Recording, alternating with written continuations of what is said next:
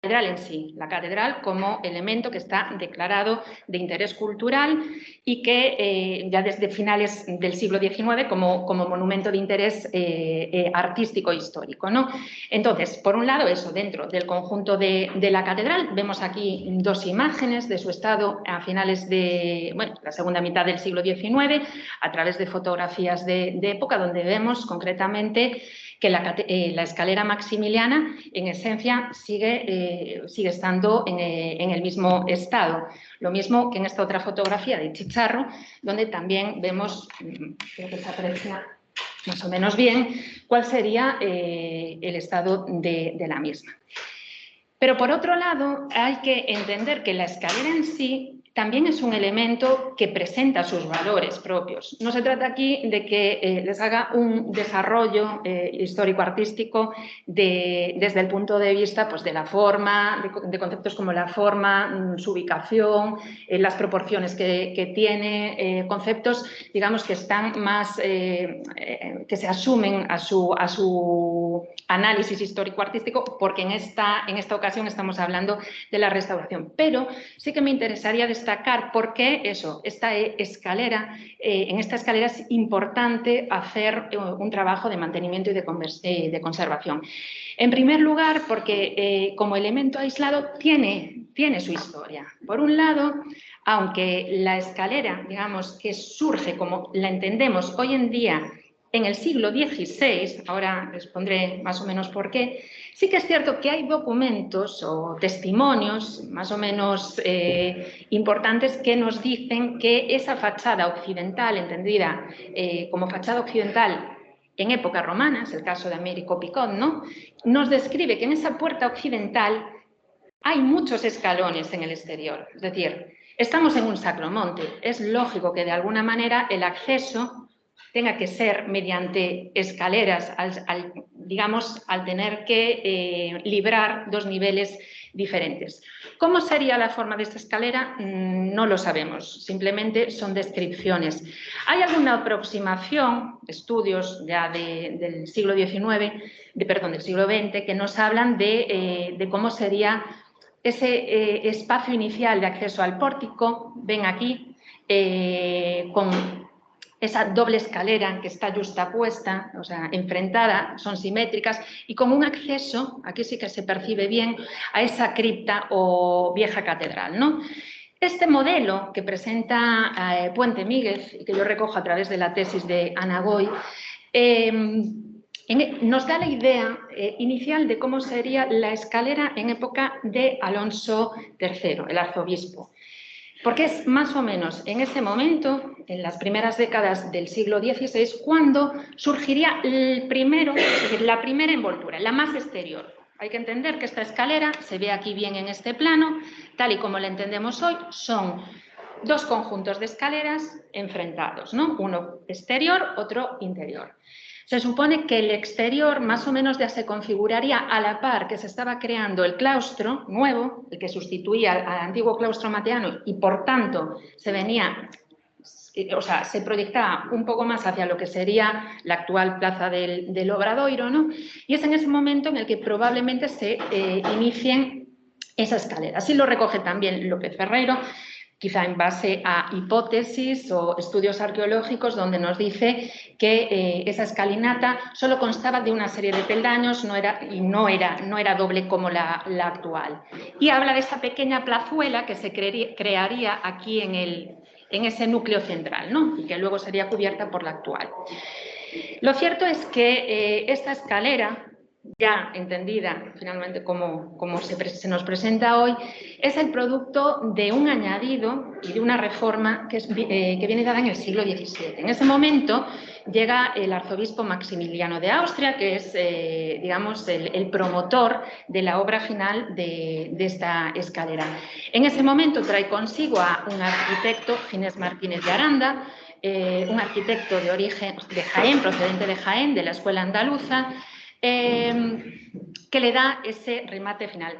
Ginés Martínez de Aranda es una figura muy interesante, además, porque se dedicó se conserva parte de un cuaderno de arquitectura, de trazas de arquitectura, donde se recogían modelos de escaleras de diferente tipo. Lamentablemente, las que tienen formato rectangular, digamos que ha desaparecido esa parte, por lo tanto no podemos contrastar si esta escalera maximiliana ha podido derivar de alguno de sus bocetos. ¿Me estoy escuchando? Bueno, en cualquier caso, es una escalera que desde el primer momento, como les decía, no tenemos planos de época, ni mucho menos solo ese alzado de Vega y Verdugo, y hay que esperar o quizá movernos a través de planos de la ciudad, como este de finales del siglo XVI, donde aún no se aprecia en planta, debería de estar como por aquí, en este punto, no se percibe la escalera, pero sin embargo en el plano topográfico de finales del siglo XVIII ya vemos esa escalera, ¿no? Como se perfila en este caso. Todos los testimonios que nos hablan de escaleras, nos hablan, por ejemplo, es el caso del informe de Vega y Verdugo, nos habla de que es una escalera rara, pero hermosa. Nos la describen con parapetos, con bellotas y con estatuas toscanas. Este último dato es bastante interesante, por lo que veremos después, y toda hecha en piedra. Por lo demás, a lo largo de los siglos se sigue reconociendo su valor como una escalera bella, algunos la califican de bizarra, por extraña, quizá por poco habitual, y hablan de esa idea de la duplicidad, ¿no? de tramos, sorprende. Hay gente que nos habla de su arte y también hay quien la entiende como el pedestal para lo que sería la fachada. Una fachada con la que, digamos, entra en perfecta simbiosis y que, hay que decir, mucha gente piensa que ambas obras van a la par, es decir, que se construyó la fachada de la catedral a la par que se hizo la escalera. No, no, no. Primero se realizó la escalera y luego, años después, en 1732, es cuando Casas y Novoa hace todo el remate. Por otro lado, es una escalera simbólica en la que se han desarrollado actos ceremoniales, festividades. Volveremos a esta idea de los fuegos en relación a la restauración y al mantenimiento, y también que sirve como ornato para la ciudad. Una idea que también se repite en otros puntos de nuestra ciudad. La escalera como elemento al servicio de la vista de los ciudadanos y de quien entra en nuestra ciudad. En cuanto a su valor artístico, habría que destacar que se trata de un modelo clasicista. En este caso estamos hablando de una escalera para exteriores, no para interior, que recuerda, perdón, antes de esto, una escalera para exteriores, aunque ya se había desarrollado poquitos años antes en la escalera de Burgos, la había desarrollado Diego de Siloé. Hay quien ve ese paralelismo entre Siloé y Ginés Martínez de Aranda. Y además hay que señalar en este sentido que si bien la escalera de la catedral es para un exterior, esta está pensada para un interior y está promovida a su vez por uno de los primos de Alonso III, con lo cual también hay quien quiere ver pues cierta copia o cierta semejanza, ¿no?, en el desarrollo de su planteamiento. Como vemos también en el cierre de la caja, se emplean elementos vinculados con los libros, con los tratados de época renacentista, como es el caso de Serlio. En su libro cuarto recoge esta serie de modelos para emblemas y escudos que los vemos representados o traducidos a la piedra, ¿no?, en esta caja de la escalera. Y finalmente, como les decía, esa simbiosis existente entre lo que es la escalera y la propia fachada, un conjunto absolutamente perfecto. En cuanto a la necesidad de una restauración, como les decía, en el año 2009 se configura el plan director de la catedral, que desarrolla varios puntos fundamentales: la planimetría, el estudio de las patologías, el estudio de los bienes muebles, los retablos y las pinturas murales, el estudio de los usos en el edificio claustral, las medidas de seguridad, el programa de actuaciones a desarrollar y, al final, una memoria documentada. De todos estos puntos van a ser fundamentales para lo que nos ocupa ahora el 2 y el 6. Hay que decir que después de ese dibujo de Vega y Verdugo, salvo los planos topográficos, resulta muy complicado localizar una planta de la Catedral de Santiago en la que se recojan esa escalera de la plaza del Obradoiro, ¿no?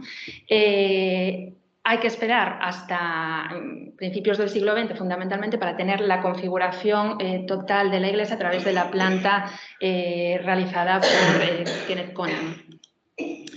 En cuanto a ese estudio de las patologías, es importante destacar los 3 puntos que abordan. Es decir, se abordan un total de 25 áreas de estudio, aparecen todas desglosadas. La que nos interesa para el caso sería el desarrollo de las fachadas. 534 patologías se detectaron y 10 tipos de lesión. De todos estos tipos de lesión, vamos a mirar, o sea, vamos a analizarlos desde el punto de vista, primero, del estado en el que se encuentra el monumento, qué lesiones le afectan a la escalera y, bueno, el lugar que ha ocupado en el programa de actuaciones. Empezando por el deterioro de la piedra en muros, pues quizá, traigo una imagen, esos muros, o esa piedra más bien, que afecta al reposo, ¿no?, de las barandillas, a los propios balaustres, en este caso de la balaustrada, para la redundancia, los pilares e incluso también los propios jarrones o bellotas, como nos decía Vega y Verdugo, jarrones acróteros que coronan cada uno de esos pilares. Por otro lado, la acción de humedades se detecta pues, en la presencia ya no solo del elemento vegetal que va brotando, sino también en estos regueros que se generan por influencia, ¿no?, de la cal, del agua, que también hay que tratar. En cuanto a la suciedad y la contaminación atmosférica, esa serie de hongos, ¿no?, que rodean todo el conjunto de la escalera, especialmente en muros, en los netos de los pilares, en todo el conjunto de la escalera. Y luego hay una cuestión importante y también de rabiosa actualidad, que es el impacto que han podido tener, es una tradición histórica la de los fuegos, pero realmente, aunque sea muy puntual y muy concentrado, el impacto que pueden generar todos estos fuegos, ¿no?, tanto en la fachada como en la iglesia. Digo de rabiosa actualidad porque se ha generado la polémica de por qué en estos últimos años no se realizan los fuegos desde ese punto y se llevan a otros lados de la ciudad, ¿no? En cuanto a las rejas y barandas en mal estado, es llamativo ver, pues sí, el resultado que tienen tras la reforma, cómo ha resultado la actuación, porque en el año 2007, a pesar de que ya se había realizado una intervención en el año 98, ya iban necesitando también una serie de actuaciones. En cuanto a la restauración ya de la escalera, hay que decir que se ha financiado íntegramente, como así salen publicado en las noticias del Ministerio, por Fomento. A través de la Ley de Patrimonio Histórico Español, esta ley desarrolla un punto, el de las medidas de fomento, en el que se dice que el Gobierno dispondrá de las medidas necesarias para que la financiación de las obras de conservación, mantenimiento y rehabilitación puedan ser ejecutadas.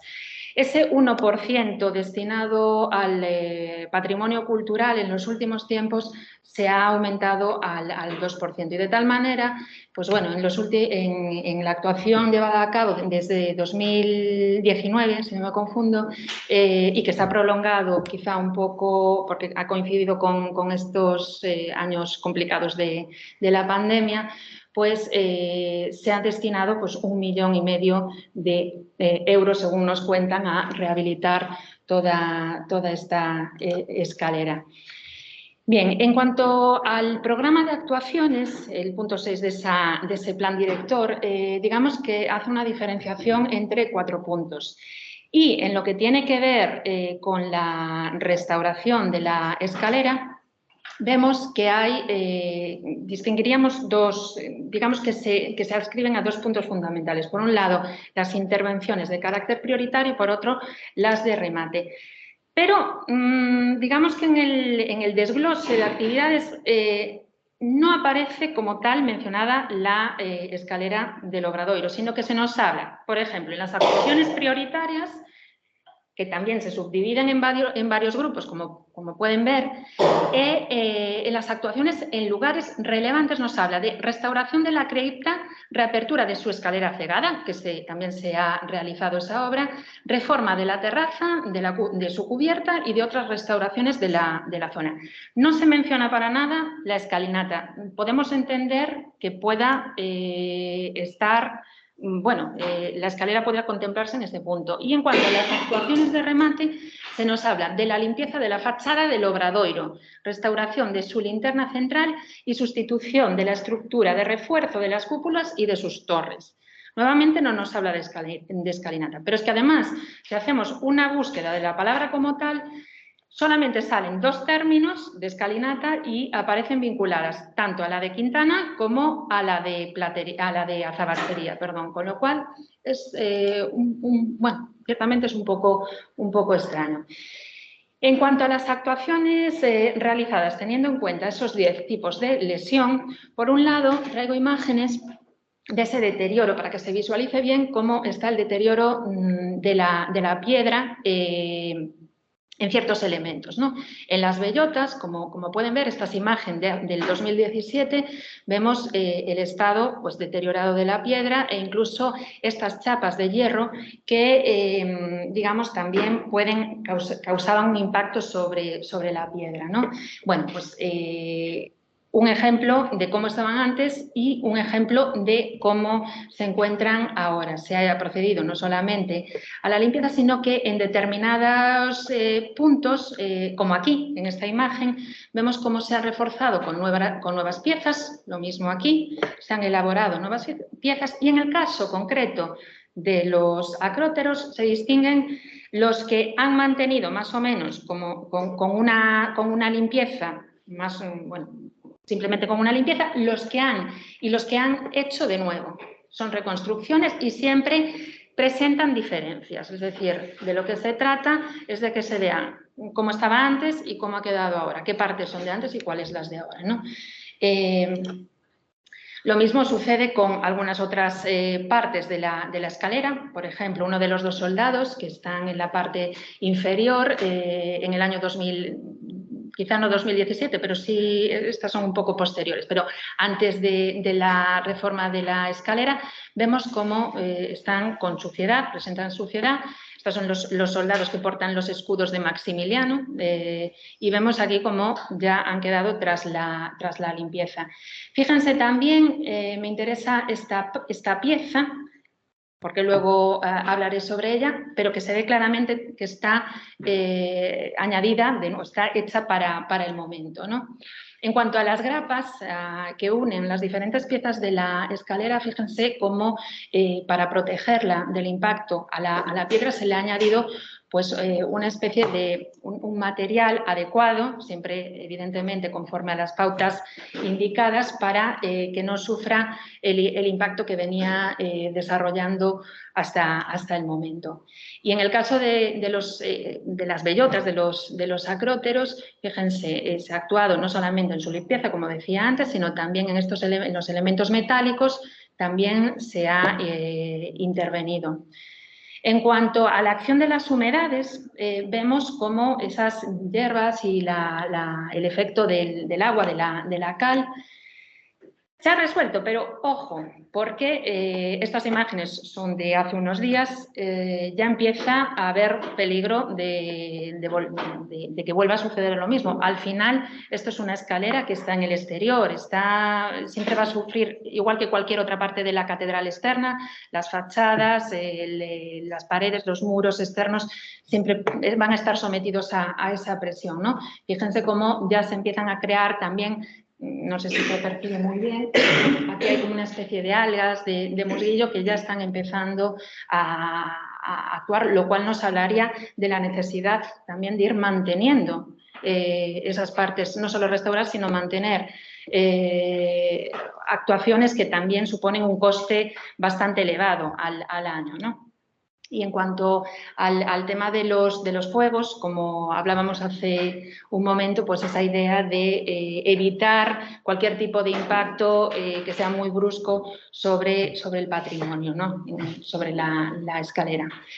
En el caso de las rejas y barandas en mal estado, bueno, pues vemos cómo se ha hecho el traslado en los últimos tiempos. Estaban muy oxidadas, en esta ocasión se han arreglado y se han pintado, contratando además a un especialista que ha llevado hace poco el premio de las artes a la construcción. Santiago Martínez es un herrero especializado ya por vocación, nos cuenta, especializado en forja histórica. Entiende el valor que tienen todos estos elementos de la forja en la ciudad histórica y lo importante que es conservarlos. Es más, él se considera un artista y un artesano, y como parte de ese gremio de artesanos se considera un miembro fundamental en la actuación sobre el patrimonio inmaterial, es decir, sobre mantener las tradiciones en el tratamiento y en la forma de construir patrimonio. Bien, la nueva imagen que se nos presenta, por eso hace un momento les insistía en que se fijaran en esta reconstrucción, es bueno, pues en principio se han extraído esas dos imágenes que representaban al rey Salomón y al rey David, y en su lugar se han dispuesto estos netos que nos indican que aquí lo que antes estaba ya no está. Una técnica que también, si se fijan, cuando suban, si pueden subir, porque ahora hay que pedir permiso para subir por esas escaleras, verán que en la parte de la forja hay unos pequeños testigos también que probablemente serían donde estarían las bellotas, las otras bellotas, que con la sustitución de la verja a finales del siglo XIX, pues, del siglo XVIII, se suprimieron, como han pasado en muchas otras escaleras de Santiago. Les invito a que, si quieren darse una vuelta por Santa Clara, San Martín Pinario, verán cómo sucede lo mismo. ¿Qué es lo que sucede con estas dos esculturas? Las dos esculturas, junto con otras 7, han sido declaradas bien de interés cultural, como piezas asociadas al taller del maestro Mateo, y actualmente están en el Museo de la Catedral, están depositadas, o sea, están expuestas en el Museo de la Catedral. Claro, esto nos lleva a reflexionar un poco sobre la cuestión de la musealización, no solamente de la escalera en sí, porque, como les digo, actualmente no se puede acceder a la misma sin permiso o siempre que se abra a determinadas, motivado por determinadas celebraciones, oficios o demás. Y lo mismo sucede con estas dos esculturas, porque es que si nos fijamos en esa imagen que les traía al principio de Vega y Verdugo, se ve claramente cómo estas dos esculturas ya estaban situadas en este espacio. Estamos hablando del año 1657, con lo cual, bueno, pues al final hace reflexionar hasta qué punto, nos hace reflexionar hasta qué punto, pues, prima la conservación, ¿no?, de estas esculturas ahora en el museo, o si se debía de haber dejado, pues, esa imagen con la que se presentaba ya desde hace muchos siglos. También, como anécdota, fíjense cómo en esta imagen, donde todavía no estaba dispuesta esa barandilla, vemos la representación de esas bellotas, que, como les enseñaba hace un momento, de las que solo queda ese testigo redondo que está encastrado en el propio parapeto de la barandilla. Bueno, pues hasta aquí. Espero haber aportado algo a este simposio y bueno, muchas gracias por su atención.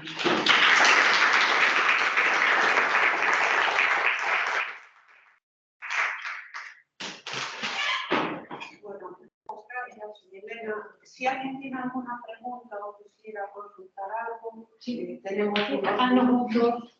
Sí. Vale. A ver, sí. Que podemos aprovechar. Vale, perdón. A mí me gustaría empezar el el turno de preguntas haciéndote una pequeña pregunta. Uy, qué miedo. Al respecto de lo que has hecho de restitución de elementos o de conservación, de primar la conservación por encima de otros valores, a mí me gustaría hacerte una pregunta. En la escalera se han incorporado toda una serie de elementos nuevos, realizados en materiales pétreos, que suponen la incorporación de nuevos trozos de escalera que no estaban, o de complementos decorativos de la escalera, partiendo de fuentes documentales que tampoco existieron. De igual manera, cuando se remonta la verja, se remonta, digamos, de alguna manera al revés. Hay una parte que es errónea de esa verja. Entonces, la primera pregunta es, ¿qué pasa con esos elementos que se incorporan dentro de 10 años? La mimetización que se va a producir con respecto a la fábrica antigua puede poner en peligro, digamos, la autenticidad de la escalera, puesto que se está realizando un falso público. En segundo lugar, al respecto de las figuras del pórtico del Maestro Mateo relacionadas que han sido declaradas bien de interés cultural recientemente por la Junta en función de una determinada polémica que no viene aquí al caso, es en relación con cuál es la actuación a seguir, porque no hace muchos años en la fachada de Burgos se sacaron las esculturas y se hicieron en un material no pesado para aliviar la carga de la fachada de la Catedral de Burgos. O sea, se hicieron una reconstrucción, una reconstrucción en poliéster. Vale. Se pintaron, se policromaron y se llevaron las esculturas de la fachada al museo. Esto generó una gran polémica. ¿Cuál sería la solución? Porque evidentemente prima la conservación. Estamos, de alguna manera, en todos los monumentos en el que la pieza corre peligro de destrucción por la erosión, y tú mismo lo has dicho, esa es una escalera por la que llueve, independientemente de que tenga uso o no.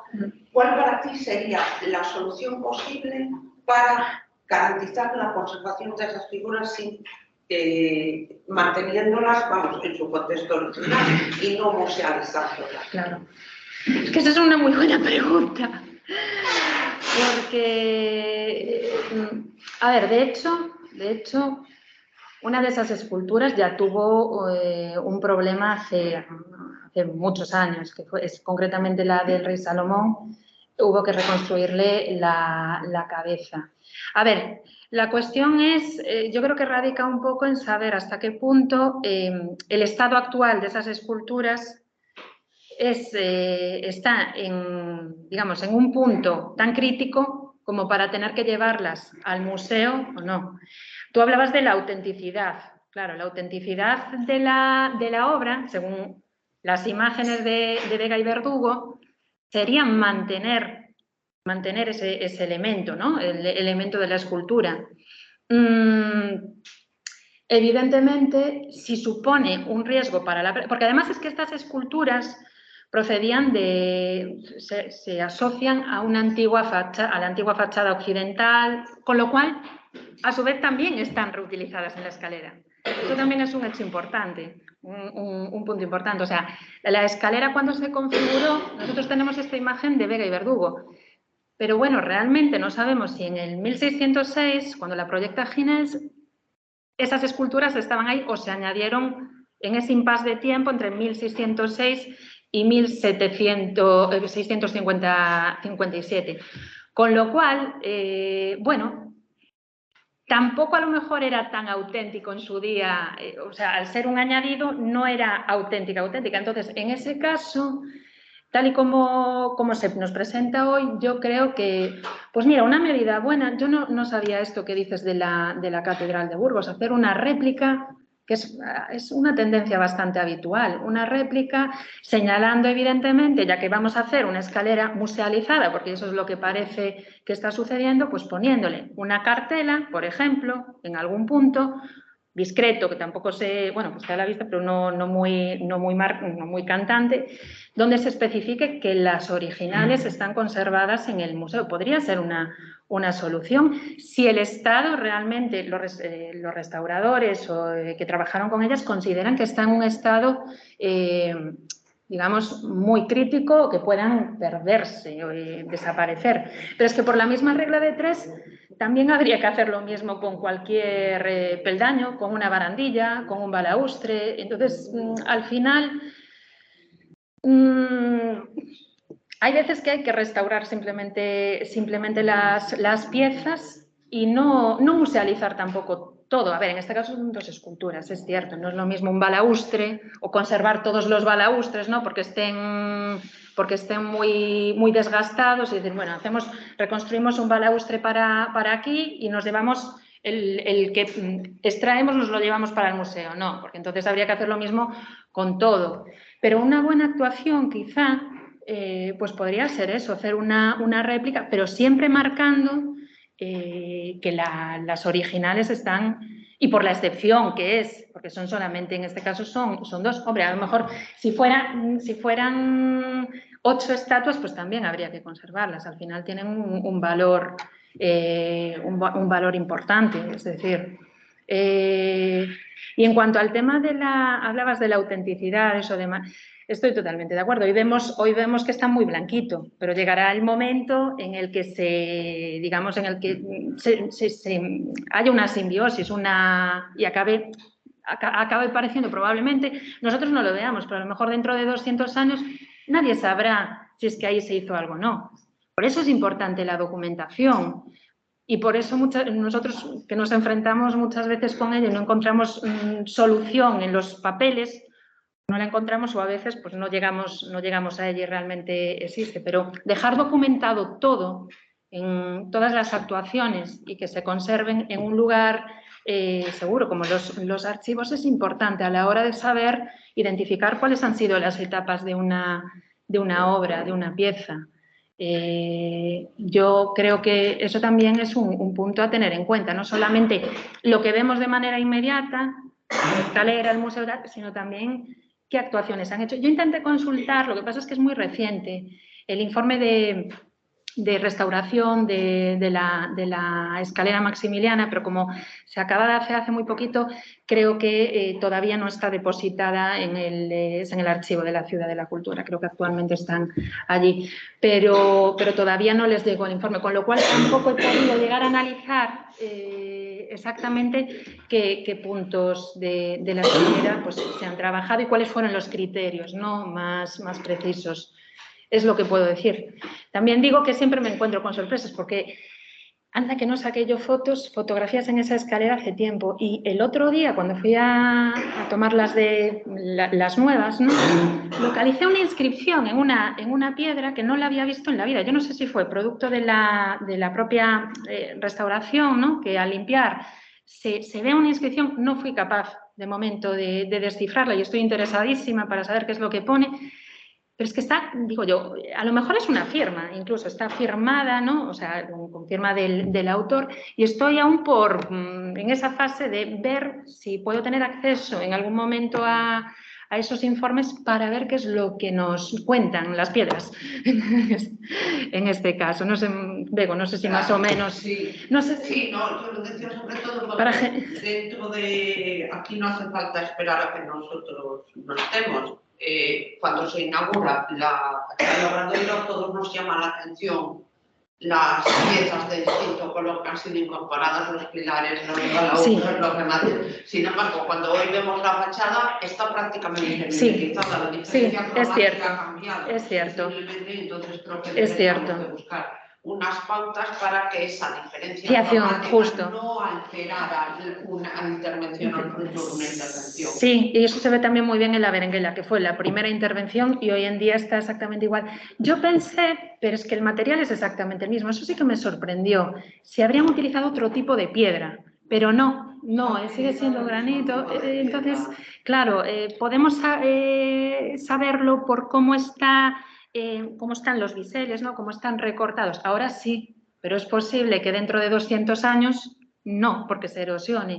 Eso sí que es cierto. Por eso es importante que quede documentado y bien conservado también. Ya de no haberlo hecho en otra dirección, pues bueno. Perdón, pero si tienen, no sé si tenía... Sí, bueno, más o menos era eso.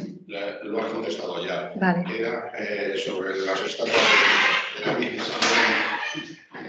de por qué no se hacía como se ha hecho en San Marcos, en Venecia, con los caballos que están en la fachada. Los reales, los que estaban allí, están en un museo, en el Museo de la Catedral. Y sin embargo, allí siguen los caballos. Ya, pues entonces bien ser una réplica. Las réplicas no siempre funcionan. Por ejemplo, cuando se restaura la Giralda en Sevilla, la Giralda tiene una figura de Jesús. Giraldillo. Que es el giraldillo. Esa, si no me falla la memoria, esa restauración la comete una empresa, una fundación privada, que es vinculada al mundo de la banca. Se hace una réplica de la figura porque se va a bajar la escultura. De hecho, todo el pueblo de Sevilla asistió a la bajada de pluma de la figura para restaurar y fueron a colocar la réplica que quedaría como definitiva y la escultura, una vez restaurada, se llevaría a un museo, al Museo de la Catedral. Se levantó todo el pueblo de Sevilla diciendo que no. Hoy lo que está en el museo es la réplica. El original volvió allí. Restaurado encima de la catedral, encima de la Giralda, porque consideran que es un símbolo identitario del pueblo. Claro. Entonces, a ver, llega un punto que tenemos que empezar Eso es política. Eso es política. ¿Y lo de aquí no?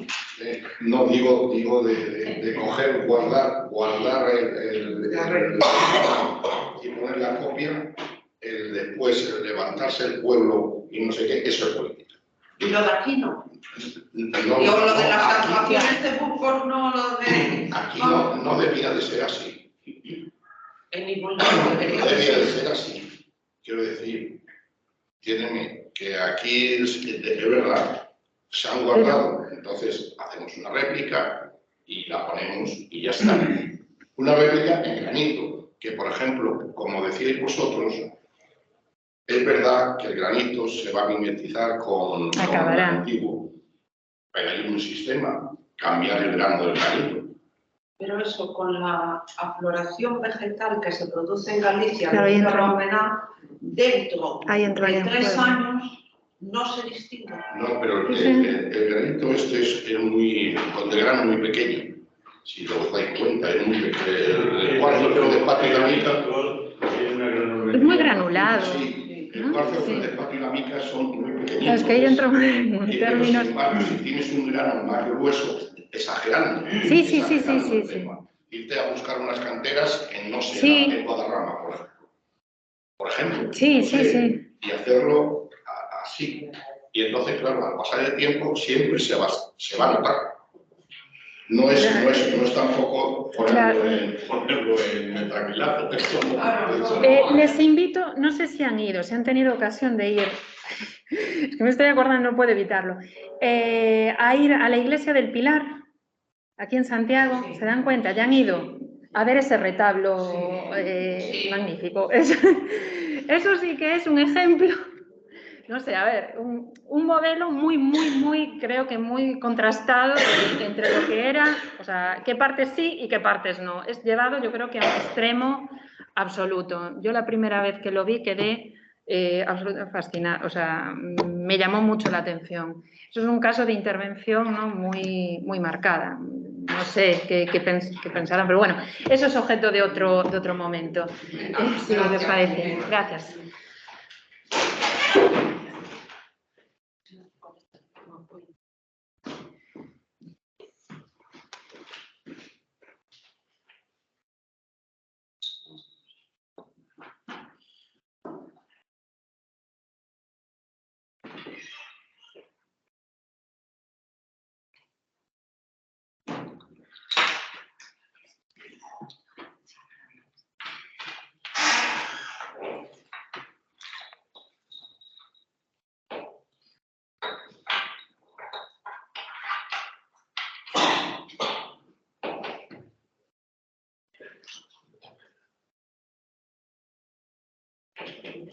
Ana, tienes que meter tus claves para... ¿ves que pone obtener licencia en el PowerPoint? Tienes que meter tus claves en este ordenador, si no nos activa la aplicación. Sí, no te importa. Gracias. Vamos a ver, si tú no metes... ¿Quieres un descanso? Si tú no metes, no, da igual. Si tú, espera, hagamos esto, ¿vale? Si tú no metes tus claves, ¿lo ves? No nos deja... Vale. Vale. Cerramos, volvemos a Sí. abrir. No sé si da la opción al principio de... Vale, ahora va. Pero parece que aparece Ahora bien. va. Sí, Ahora ¿no? va. Parece que aparece todo bien. Sí, gracias. Bien, vamos a ver.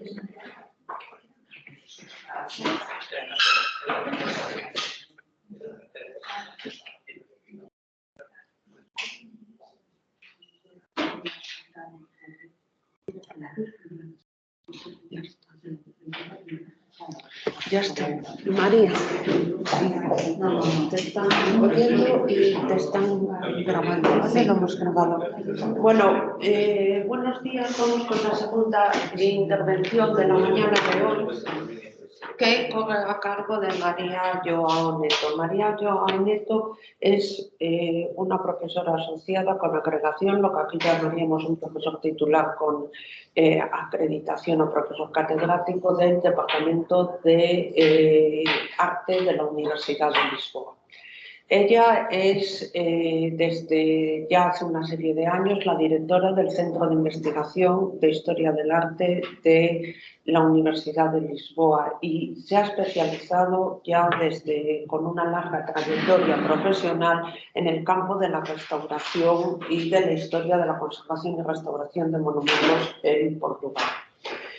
Junto con esto, otra de sus líneas de trabajo y de investigación se centran en el arte contemporáneo, imparte clase en todos los grados habidos y por haber, en todos los másteres, mestrado o posgrado para ella de la universidad que se imparten en la Universidad de Lisboa y constituye, por decirlo de alguna manera, una autoridad en el campo de la historia de la restauración en Portugal. De lo que hoy nos viene a contar es de una historia poco conocida, que es la restauración de la sede de Lisboa, de la Catedral de Lisboa. El valor muchas veces de nuestras intervenciones se ve reflejado en el planteamiento en comparación con lo que se está haciendo en otros países de nuestro entorno y en otras circunstancias totalmente distintas. Ella va a centrar el ámbito de actuación en la recuperación que se produce de esa catedral en el tiempo de Salazar. Muchas gracias, sobre todo por el esfuerzo que has hecho por estar conmigo. Muchas gracias, Begoña, por las amables palabras. Mi perdón, no voy a hablar en castellano porque no domino la lengua. Voy a hablar en portugués devagar, pausadamente, para que me entendam. Quero agradecer muito o convite que me foi feito pela professora Begoña, professor Monterroso, para estar aqui com vocês nesta cidade que é, de facto, uma maravilha, um encanto de patrimônio, e poder falar um pouco do exemplo da restauração da Catedral de Lisboa. As principais restaurações em Portugal, em la metade do século XIX, foram principalmente realizadas no Mosteiro de Santa Maria de la Vitória, o mosteiro mais conhecido por Mosteiro da Batalha. Foi a grande restauração em Portugal, que teve inícios em 1840. Foi o primeiro grande projeto de restauração, por causa do simbolismo que este monumento tinha para Portugal, para os portugueses. Simbolizava lá a vitória de nosso Dom Juan I frente a Juan I de Castela na célebre Batalha de Aljubarrota. Era um monumento simbólico de independência para Portugal, mas também um monumento que havia captado as atenções dos ingleses. Os ingleses que vinham viajando, tal como aqui para Santiago de Compostela, interessados pela catedral, também viajaram para Portugal, muito interessados neste monastério em particular. E por quê? Porque Dom Juan I havia casado com uma princesa inglesa, neta de rei Eduardo III de Inglaterra, e os ingleses consideravam que havia sido por intervenção da rainha Filipa de Lancastre que havia chamado arquitetos ingleses para fazer este monumento. E os ingleses consideravam que era uma obra inglesa e este monumento foi desenhado em pormenor, em planta, e alçado em pormenor decorativo por um arquiteto inglês no século XVIII, que fez 25 gravados, excelentes gravados, e que divulgou não só em Inglaterra, mas também em França e Alemanha. Era um álbum de gravados muito conhecido. Era, pois, um monumento conhecido e foi importante até no contexto do Gothic Revival, do revivalismo gótico em Inglaterra, porque os gravados serviram de modelo para muitas restaurações e também construções novas dentro deste espírito, deste movimento do revivalismo gótico. Portanto, o Monastério da Batalha era importante para os portugueses, mas também internacionalmente era muito conhecido. O outro exemplo de restauração, um pouco mais tardia, começou em 1860, cerca de 20 anos depois de Batalha, Los Jerónimos em Lisboa, Santa Maria de Belém em Lisboa. Também muito simbólico para os portugueses, sempre associado com relação com a descoberta do caminho marítimo para a Índia, a relação com os descobrimentos portugueses. Mas, à medida que vamos caminhando no tempo, que vamos para o final do século, as restaurações das catedrais como fenômeno em Portugal começou a se desenvolver. E esse fenômeno esteve relacionado com um fenômeno de regiões e de monumentos, da afirmação do poder local dos municípios, é um fenômeno muito interessante, porque está relacionado com a descentralização do poder central com a afirmação dos municípios. Então, cada município, cada concelho, como dizemos em português, queria colocar em evidência a afirmação da antiguidade da sua cidade, da sua diocese, e a relação estreita com a reconquista cristiana e a criação das dioceses, a antiguidade local dos monumentos. E, portanto, este fenômeno foi geral. As várias catedrais foram objeto de interesse, mas há aqui um aspecto importante que temos que notar. Há duas perspectivas, duas visões completamente distintas. A visão religiosa, a vida religiosa do templo, o templo como experiência religiosa e sua vida, é uma perspectiva distinta, porque enquanto a perspectiva religiosa, por exemplo, a Catedral de Lisboa tinha uma imagem, uma fisionomia, uma imagem resultante da intervenção realizada depois do grande terremoto de 1755. E esta intervenção pós-terremoto, tanto no exterior como no interior, foi realizada segundo o gosto do tempo, não uma intervenção que procurou o estilo medieval, não, mas o estilo do tempo, o barroco, e revestiu a catedral com azulejos,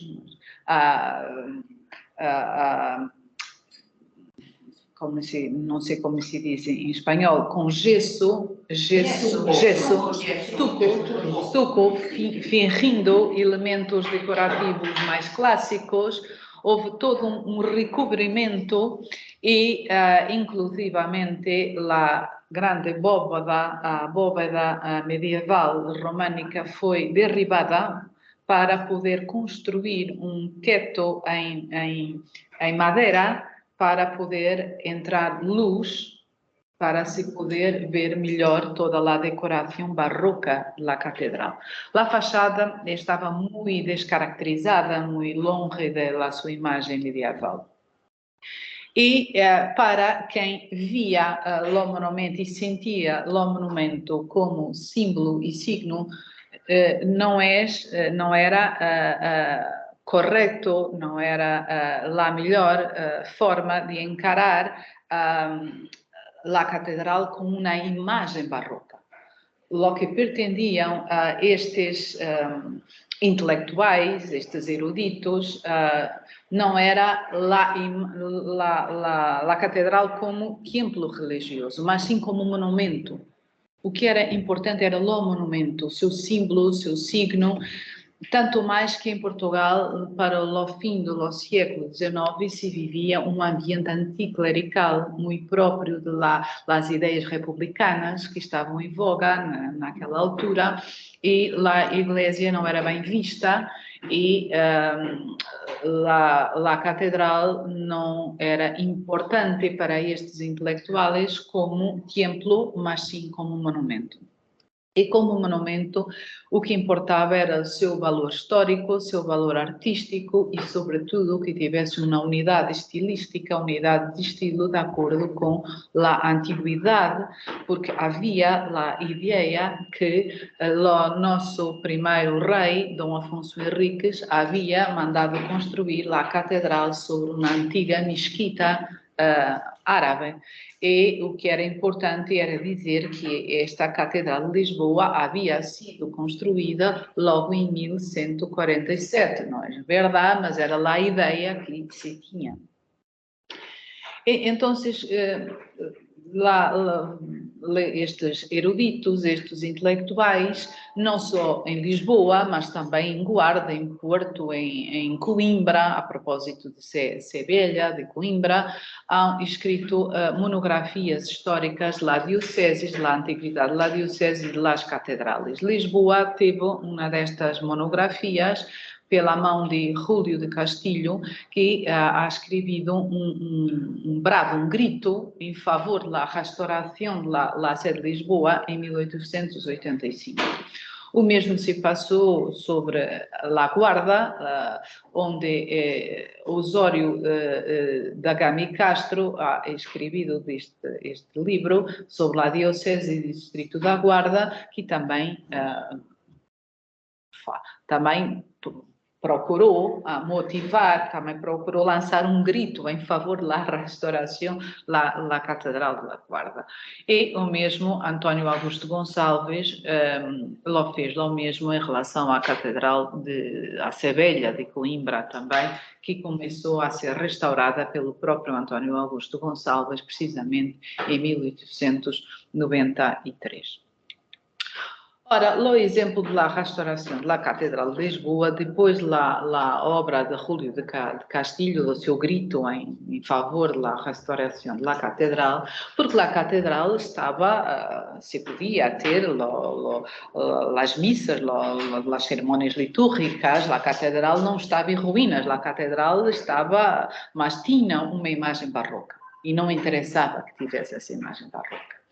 E se constituiu esta comissão em 1899, com o Visconde de Castilho, que era Júlio de Castilho, o cônego da catedral, um engenheiro, um arquiteto, e começaram a fazer um estudo arquitetônico, começando por claustro, depois a própria igreja, a catedral em si, mas sucederam-se vários projetos. Este é um projeto de Ernesto Corrodi, um suíço que veio para Portugal, mas o projeto que se realizou foi o projeto desenhado, debochado por Augusto Fuschini. Fuschini não era um arquiteto, era um político, mas interessado, era um amador interessado, um autodidata interessado em arquitetura e projetou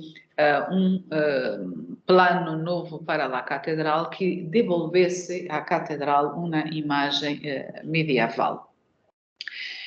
O projeto de Augusto Fuschini começou em 1901, depois de ter sido aprovado no seio de uma comissão de monumentos que em Portugal existiu, e começou precisamente por la fachada da catedral para lhe dar o tal imagem medieval.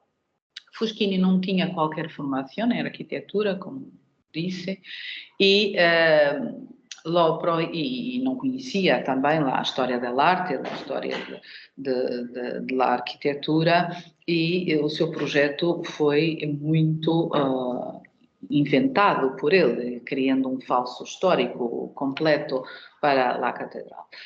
As obras se desenvolveram com uma relação tensa com a igreja, com o cardeal, com o cabildo. Foi sendo possível desenvolver o projeto e a catedral continuar a ter as suas cerimônias litúrgicas, mas o ambiente, as relações foram cada vez mais difíceis e foram, sobretudo, depois muito tensas, porque o ambiente anticlerical cada vez era mais grave. O rei de Portugal foi assassinado em 1908, a Revolução Republicana aconteceu em 1910 e houve uma perseguição a todos os bispos em Portugal, incluindo o bispo de Lisboa, o cardeal patriarca de Lisboa, que foi levado à prisão mesmo, foi retirado da catedral. Fuschini, engenheiro Fuschini, dirigia então o restauro, a restauração da catedral, sozinho, sem qualquer relação com o cabildo, que não tinha qualquer voz no processo da restauração.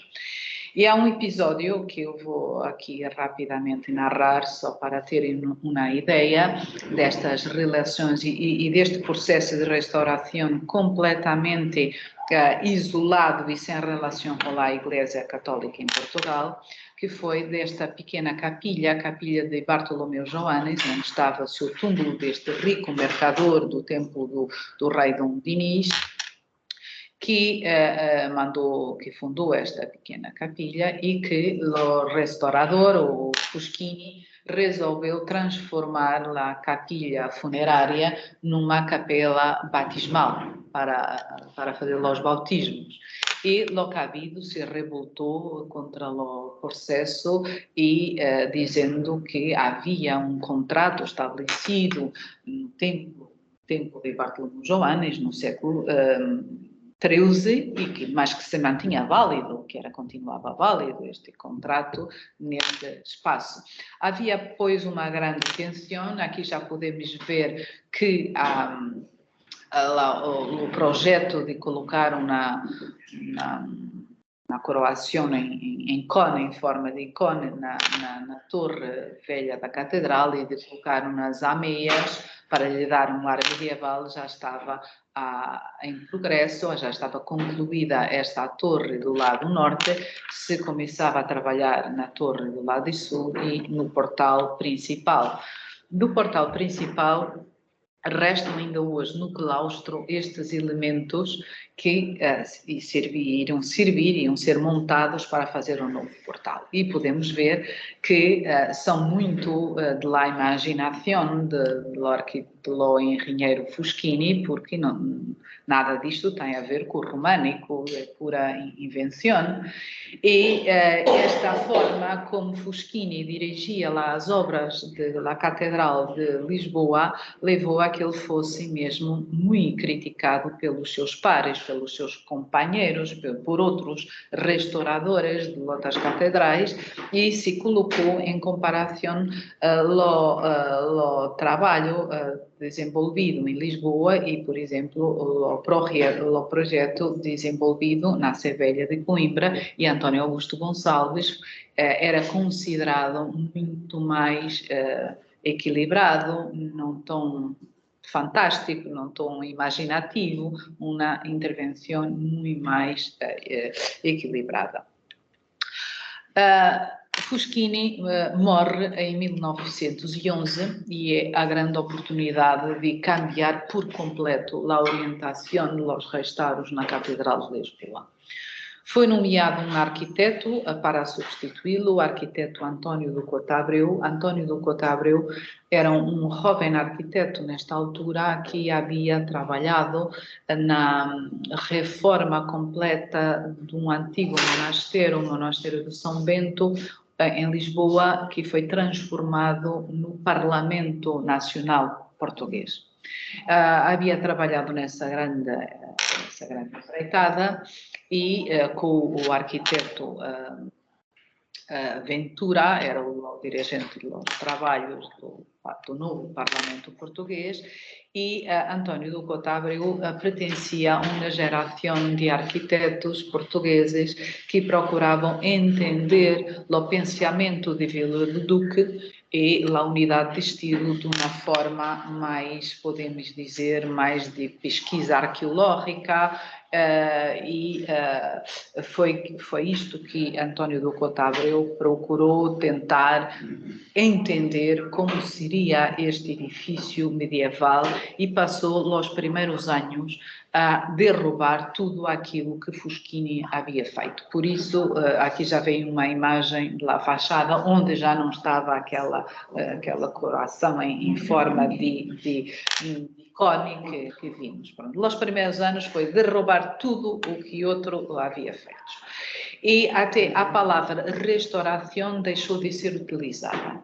Aquilo que se passou a fazer na Sé de Lisboa, que era uma restauração, obviamente que era, mas passou a ser utilizada a expressão reintegração arqueológica. Era mais era para ser diferente e para mostrar que era um trabalho completamente diferente. Por exemplo, ele mostrou que havia encontrado em escavações os elementos da primitiva rosácea da catedral e reconstruiu, refez uma nova, reintegrou uma nova rosácea, porque encontrou estes elementos. Não eram, com certeza, elementos suficientes para fazer lá a reconstrução, mas se procurava marcar uma diferença substancial entre aquilo que havia feito Fuschini e aquilo que agora Couto estava a procurar fazer.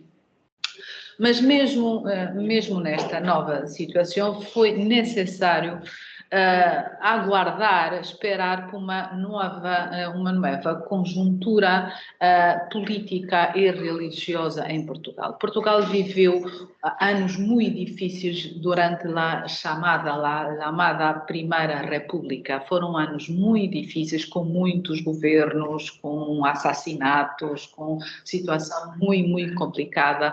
E depois Portugal também acabou por participar na Primeira Grande Guerra, na Primeira Guerra Mundial, o que deixou também uma situação económica muito, muito difícil. Foi necessário aguardar por este novo tempo, este novo ambiente, e também por uma reabilitação da posição da Igreja Católica em Portugal. A Igreja Católica sofreu muito com as políticas anticlericais, houve mesmo uma lei da desamortização de todo o poder da Igreja Católica em Portugal. Tudo o que era da Igreja Católica em Portugal passou para as mãos do Estado, tudo, inclusive a Catedral, tudo passou para as mãos do Estado.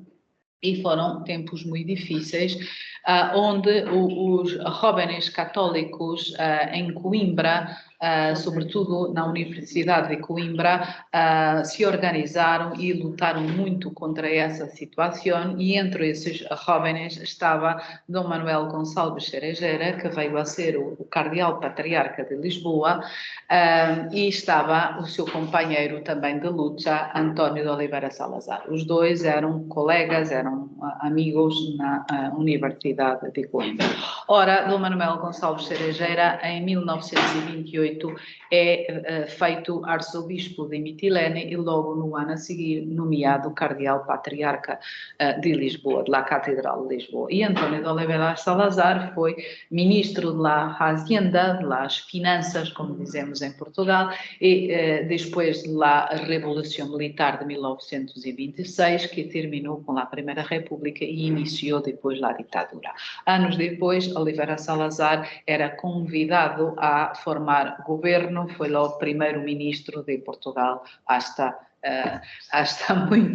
morrer, hasta muito tempo, e, portanto, foi toda esta nova conjuntura que foi favorável à restauração da Catedral. Outro aspecto que também favoreceu, que também foi importante para cambiar um pouco a opinião pública em favor da restauração da Catedral, foi uma novela que teve grande êxito deste escritor Manuel Ribeiro, que em 1919 escreveu um romance muito inspirado em Victor Hugo, La Catedral, e neste romance, nesta novela La Catedral, Manuel Ribeiro colocou o argumento era um amor impossível entre o arquiteto restaurador da catedral e uma condessa que tinha uma capela de família dentro da catedral, toda ela barroca, e ela não queria que a capela barroca fosse destruída e restaurada com uma nova imagem medieval. Mas ela se apaixonou, se enamorou pelo arquiteto e se enamorou por o projeto de restauração da capilha medieval e concordou que se derrubasse, que se destruísse a imagem barroca para substituir por uma imagem medieval.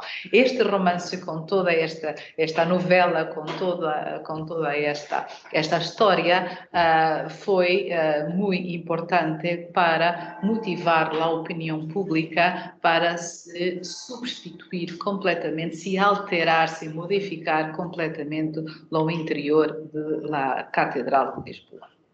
Em termos políticos, Oliveira Salazar foi muito inteligente, no meu parecer, na minha ótica, quando percebeu que o património podia ser uma importante arma de propaganda e poder.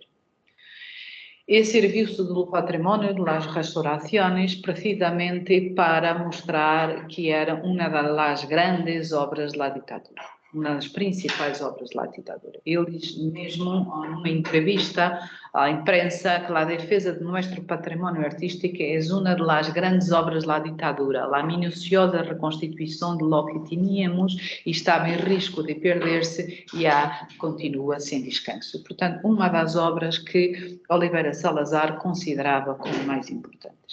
Foi criado um serviço dentro das obras públicas, no Ministério das Obras Públicas, um serviço designado Direção Geral dos Edifícios e Monumentos Nacionais, precisamente em 1929.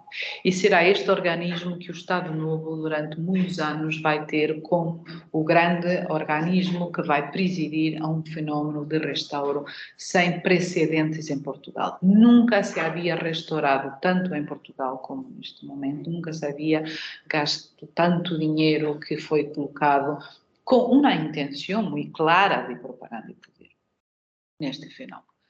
Aliás, Salazar tinha esta grande máxima, era muito importante o progresso, mas não era menos importante a tradição.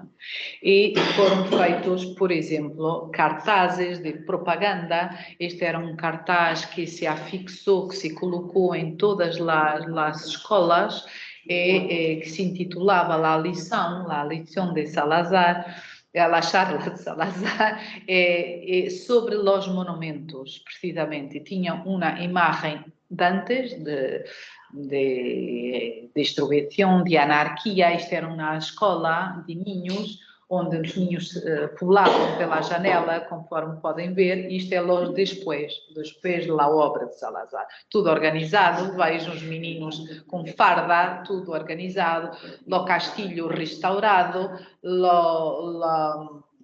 o conselho, nós chamamos lá, não sei como se diz, o ayuntamento, todo também renovado, a eletricidade, o sinal da modernidade, os coches, completamente o antes e o depois de Salazar.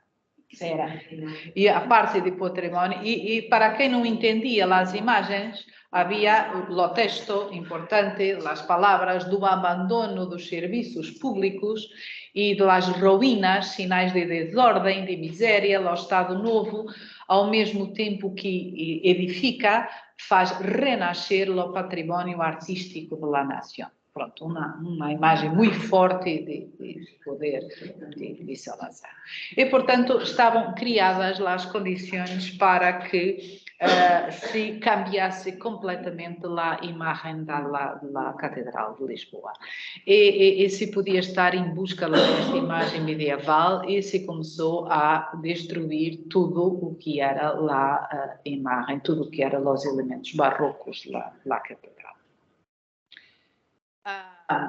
Sobre esta premissa, demolição e reintegração, mesmo aqui já completamente, isto é a estrutura em madeira, já não era a abóbada, que foi derrubada logo após o terremoto, porque não era fácil. Eu compreendo porque é que os arquitetos, pós-terremoto 1755, não conservaram lá a abóbada românica original. Porquê? Porque era muito difícil abrir ventanas na abóbada medieval e era necessário luz para se poder ver as obras barrocas, os azulejos, as talhas barrocas, era necessário luz. O românico não necessita de tanta luz, mas o barroco necessita de luz e, portanto, foi esse o motivo.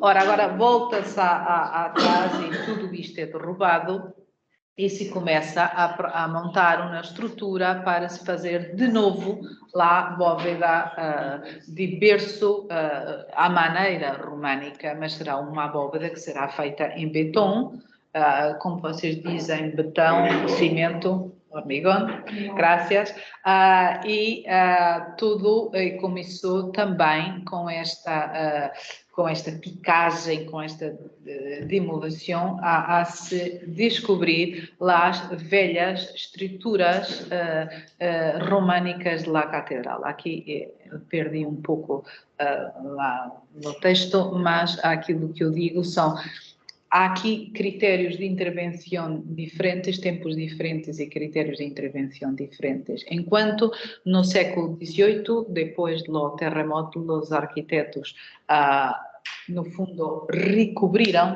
as estruturas medievais, não as derrubaram, recobriram.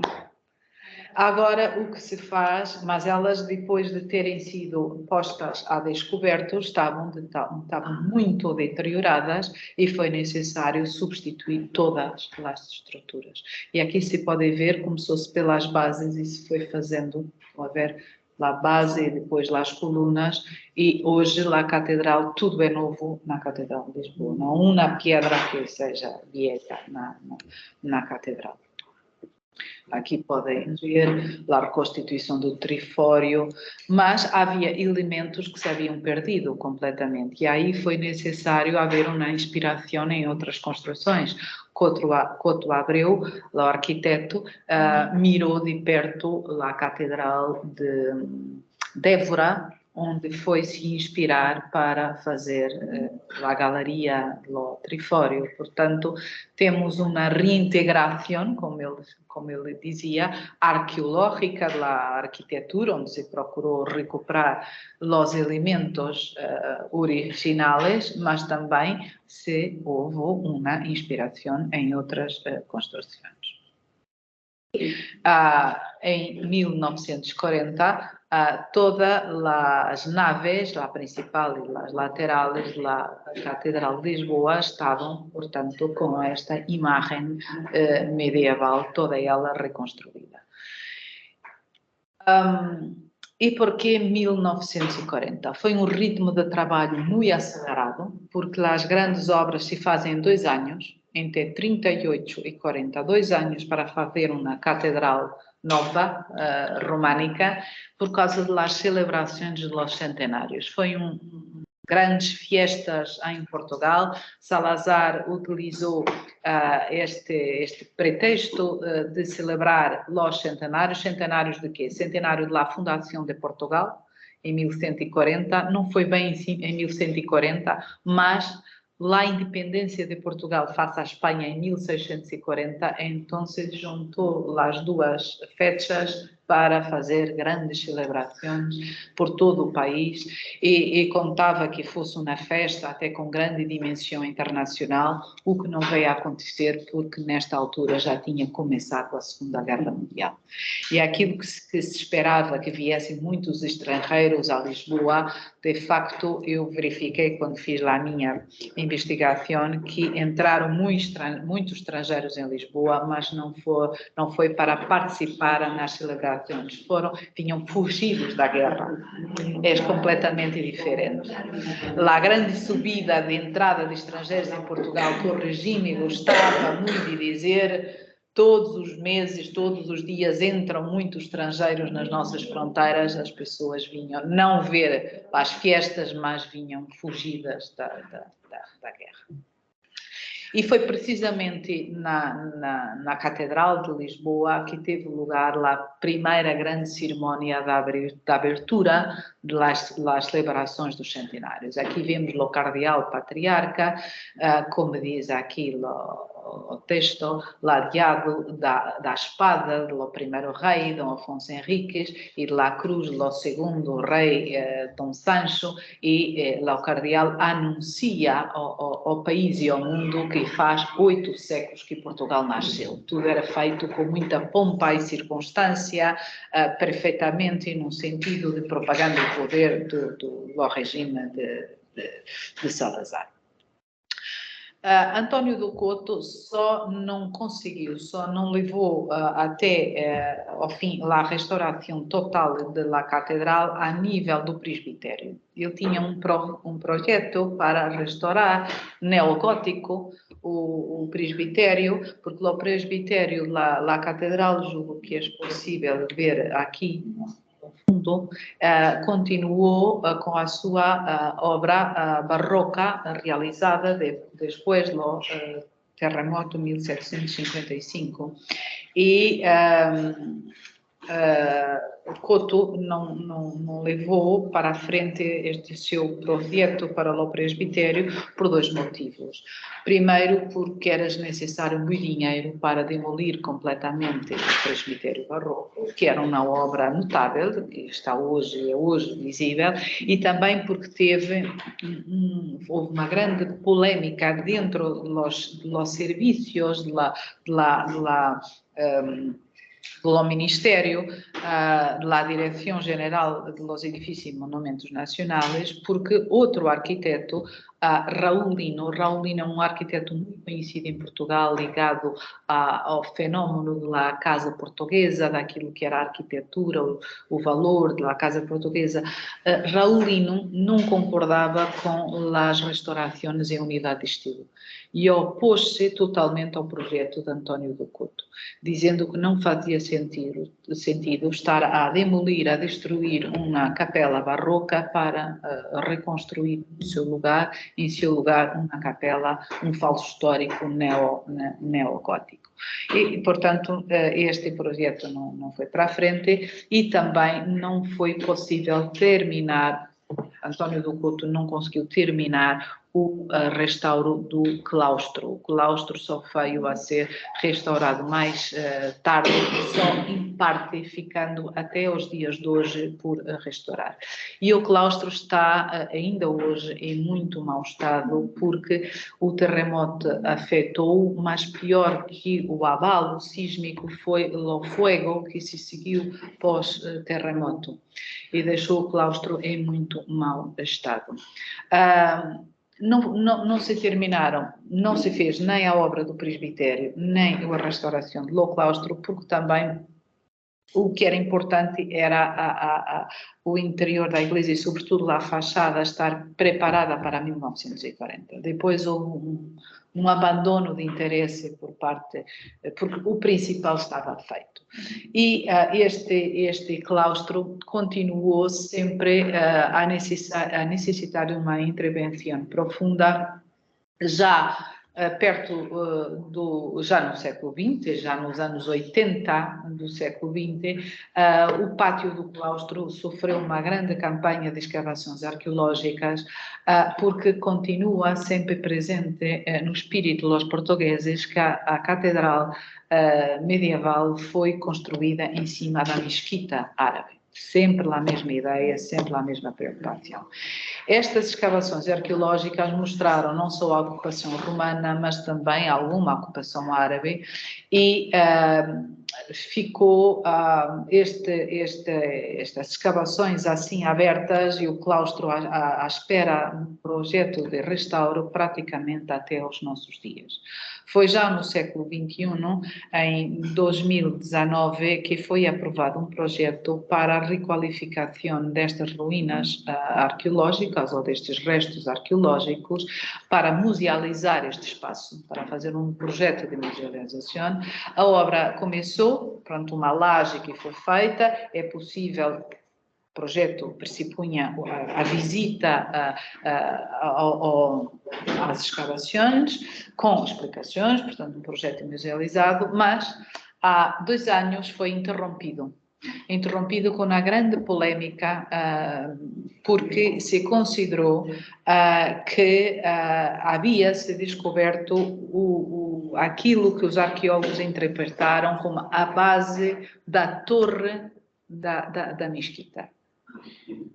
Há uma grande discussão entre os arqueólogos. Há especialistas em arte islâmica que dizem que aquilo não pode ser a mesquita, mas provavelmente pode ser restos de uma construção visigótica, porque houve uma ocupação visigótica também neste espaço, e o projeto está neste momento parado, não há avança, por causa desta grande discussão. Política, como há pouco se dizia, muito política nestes espaços, porque a esquerda considera que é muito importante a mesquita, mas parece que não há mesquita, que não é restos na mesquita. Depois, a direita acha que é mais importante fazer o museu subterrâneo, então se discute politicamente e quem perde é o património, que continua a estar neste claustro, sempre sem terminar o restauro, a restauração. É muito difícil se poder agora, neste momento, fazer uma visita. É difícil porque é perigoso, porque todas as estruturas não estão devidamente consolidadas e estamos há anos à espera que se conclua. Eu terminava por aqui e agradecia muito a atenção de me terem escutado e estava à vossa disposição para qualquer questão que me queiram colocar. Muitas graças.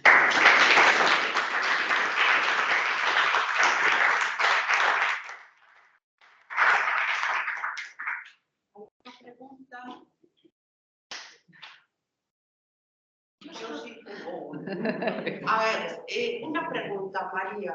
El hecho de que se haya puesto después del terremoto como respuesta y la primera reconstrucción una estructura de madera no puede guardar relación con el trauma al fenómeno sísmico que se produce en la ciudad, porque todos los edificios del Marqués de Pombal se construyen con estructuras de madera. La madera resiste el movimiento. Sí, es posible. Primero había la idea que la bóveda había tombado completamente, mas foi possível, através de uma descrição de um inglês que foi visitar Lisboa 5 anos depois do terremoto, e ele descreveu lá a bóveda e desenhou, ela não estava perfeita. Mas, quanto a mim, poderá haver essas duas razões. Primeiro, uma necessidade de captar luz para o interior. Era necessário porque se faziam toda a decoração barroca de estuco, de azulejo, necessitava de luz para poder ser vista, poder ser admirada. E depois poderia haver esse receio que a bóveda tivesse ficado afetada na sua estrutura e pudesse ser perigosa e pudesse tombar, sem dúvida. Ser estes dois motivos. Sí, más ejemplos de este entramado de madera. En otras iglesias en Lisboa, que precisamente se vieran afectadas por el terremoto y que se recurriera... Sim. E tinha outra vantagem também. O estuco era mais fácil, e a pintura, sobretudo a pintura do teto. O teto em madeira foi todo ele pintado nesta altura com perspectiva ilusória barroca também. Mais fácil de fazer a decoração barroca que sobre a pedra seria um pouco mais complicado, era necessário fazer uma pintura mural um pouco mais complicada também. Vários aspectos que terão motivado a demolição da bóveda e também de uma grande torre que havia no cruzeiro da catedral. Havia uma torre grande que iluminava e que foi totalmente demolida também. Os elementos que poderiam ser perigosos foram demolidos. Sí. Sin duda. ¿Alguna pregunta más? O sea, que de la traza del original medieval no se conserva nada prácticamente en la catedral. Praticamente nada, um pouco a nível da cabeceira, o chamado deambulatório por detrás do presbitério, são os únicos elementos. E o claustro tem partes. E a pequena capilha de Bartolomeu Joanes, partes também. O resto é completamente fabricada de novo. ¿Alguna pregunta más? Vale, pues entonces, si os parece bien, paramos 10 minutos y terminamos después la última intervención de la mañana. Gracias.